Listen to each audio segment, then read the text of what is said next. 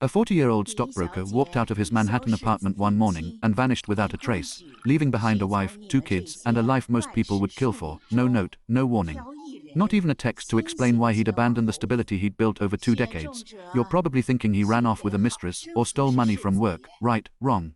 This guy's obsession was way darker, way more unhinged than anyone could have imagined. Strickland wasn't chasing wealth or passion. He was chasing a dream that had been eating him alive since he was a kid, to be an artist, and he was willing to burn every bridge in his life to get there. Let's break down this wild, twisted story that'll make you question everything you know about happiness and purpose. Picture this: New York City, 1910s, Strickland's got a fancy job on Wall Street. A beautiful wife who throws the best dinner parties, and 2 perfectly behaved children. From the outside, he's living the American dream, successful, respected, set for life, but behind closed doors. The guy's dying inside. He hates his job, can't stand the phony conversations at his wife's soirees, and every night, he lies awake thinking about the paintings he's too scared to create. Then one day, he snaps. He packs a single suitcase, tells his wife he's leaving, and disappears into the night. No goodbyes, no apologies, just gone. His wife is devastated. His friends are shocked. And everyone assumes he's lost his mind, but Strickland doesn't care. He heads to Paris with nothing but a few dollars and a stack of canvas, ready to start over. But Paris isn't the romantic escape he imagined. He lives in a tiny, freezing garret, eats bread and wine for every meal, and spends 18 hours a day painting, even though no one thinks his work is any good. His galleries reject him, critics mock him, and he's so poor he can barely afford paint. But here's the thing: Strickland doesn't care about praise or money.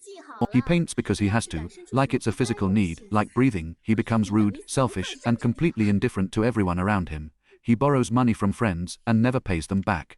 Sleeps on couches without a thank you, and even steals food when he's hungry. People call him a monster, a narcissist, a waste of space.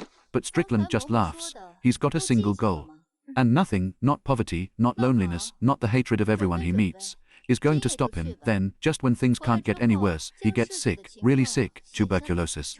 The same disease that's killing thousands of people in Paris. He's forced to move to a cheap boarding house, where he's cared for by a kind-hearted nurse who's the only person who sees something in him, even if she can't explain what. But even death doesn't slow him down.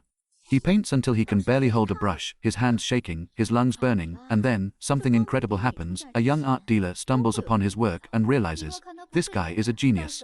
His paintings are raw, intense, unlike anything anyone's ever seen. Suddenly, everyone wants a Strickland original. Galleries are begging for his work. Collectors are offering thousands of dollars. And the same people who mocked him are now lining up to praise him. But here's the twist that'll blow your mind: Strickland doesn't care, not one bit. He's not interested in fame or fortune. He just wants to keep painting, so he turns down every offer, burns